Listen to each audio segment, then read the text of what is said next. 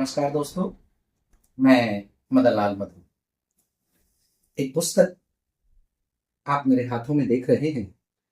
शीर्षक है सूत्रधार। और यह पुस्तक वरिष्ठ साहित्यकार बाबू बाल मुकुंद गुप्त पुरस्कार जैसे बड़े सम्मानों से नवाजे गए वरिष्ठ लघु कथाकार डॉक्टर अशोक भाटिया द्वारा रचित है। उनका यह तीसरा लघु कथा संग्रह है, जबकि 7 विधाओं में लगभग 44 पुस्तकें पहले प्रकाशित हो चुकी हैं और ये 45वीं पुस्तक मेरे हाथों में है। आज इस पुस्तक से शीर्षक लघु कथा आप सब मित्रों के बीच में रखना चाहता हूं। आइए पढ़ते हैं। वह बड़े बड़े डग भरता हुआ आसमान से नीचे आया। जहां उतरा वहां पिछले दिनों बम ब्लास्ट से कई लोग मारे गए थे। उसे देखकर एक वर्दीधारी इधर भागा हुआ आया। उसके हाथ में मशीन गन थी, आंखों में घृणा और क्रोध की काली नदी।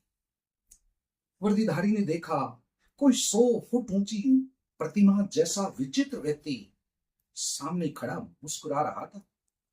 आंखें आधी खुली आधी मूंदी, कंधों तक फैले बाल मानो उसके विवेक को संभाले हुए, और घुटनों तक छक सफेद दाढ़ी मानो ज्ञान के विस्तार को दर्शा रही थी। कौन है आप और हमारे मुल्क में क्यों आए हो? वर्दीधारी ने डर, हैरानी और चेतावनी के स्वर में पूछा। मैं तो फकीर हूं भाई, आज यहां कल वहां। लेकिन आप यह मशीन गन किस लिए रखे हैं? आंखों में नफरत और गुस्सा किस लिए? ये दूसरे मजहब वालों को खत्म करने के लिए है। इतने में वर्दीधारी के कई साथी अपने आका के साथ पहुंच गए। आपका मजहब क्या कहता है? फकीर ने आका से पूछा। दूसरे मजहब के लोगों को खत्म करना, आका दृढ़ता से बोला। दूसरे धर्म वाले भी धर्म का यही मकसद बनाते जा रहे हैं, क्या ये ठीक है? बोलो। आका से तुरंत कोई जवाब नहीं सूझा। हालांकि यह सुनकर उसकी मुट्ठियां भिंच गई। विचित्र व्यक्ति ने तब अपनी आंखों को क्षितिज तक विस्तार दिया तो कहा, देखो मेरी आंखों में दूर तक फैली जिन लोगों की ये कब्रें हैं, हजारों सालों में इन्होंने दूसरे धर्म वालों से लड़ते हुए अपनी जान गंवाई। न इन्हें कुछ नसीब हुआ, न इनके परिवार या मुल्क को। आप धर्म को लेकर अभी तक वहीं खड़े हैं जहां हजारों साल पहले आपके पूर्वज खड़े थे। वर्दीधारी देखकर हैरान थे। कई देशों के करोड़ों लोगों की कब्रों की एक विशाल रील उस फकीर की आंखों से गुजर रही थी।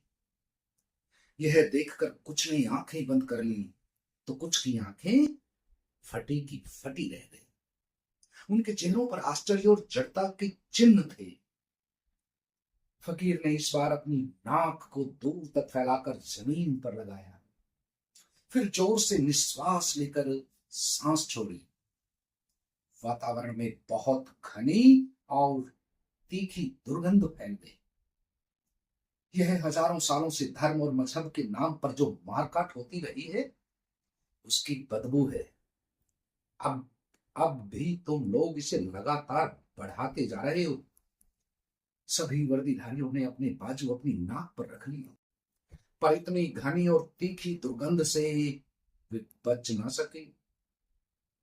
फकीर ने एक बार फिर अपने कान को सुदूर विस्तार दिया, जमीन से लगाया, थोड़ी देर बाद ऊपर उठाया। वातावरण में पिछले सैकड़ों वर्षों में किए गए हमलों, बम धमाकों वगैरह की भयंकर आवाजें आने लगी। पृथ्वी कांप उठी। सभी वृद्धिधारियों ने भय के मारे कानों में उंगलियां ठूंस ली और आंखें भींच ली। पर भयंकर आवाजें उन्हें दुनिया के भयंकर इतिहास का एहसास कराती रही। थोड़ी देर में भयावह शोर थमा, सन्नाटे ने जगा ली। फकीर ने धीरे से कहा, नहीं मिला, कुछ नहीं मिला तुम्हारे पूर्वजों को। नरक भोग कर और अपने मुल्क को नरक बना कर गए। तुम भी अपनी राह बदल, अब भी सोच लो, वरना यह पृथ्वी इंसानों के रहने लायक नहीं रह जाएगी। कहकर फकीर तेजी से सूक्ष्म होता हुआ वातावरण में विलीन हो गया। दोस्तों, यह थी सूत्रधार। आप सभी का आभार। नमस्कार।